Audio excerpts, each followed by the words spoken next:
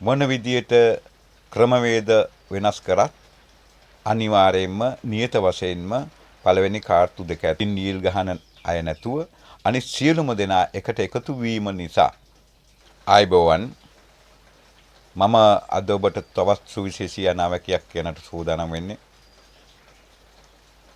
මේ මොහොතේ ආයවෙන් අපි සාර්ථක වෙමින් පවතින මොහොතක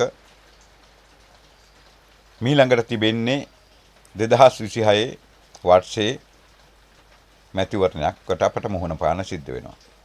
ඒ තමයි පළාත් සභා මැතිවරණය. පළවෙනි කාර්තු දෙක ඇතුළත මොන විදිහේ උඩර වැටි දැම්මත් මොන විදියට ක්‍රමවේද වෙනස් කරත් අනිවාර්යයෙන්ම නියත වශයෙන්ම පළවෙනි කාර්තු දෙක ඇතුළත පළාත් සභා මැතිවරණය තියන්නට සිද්ධ වෙනවා.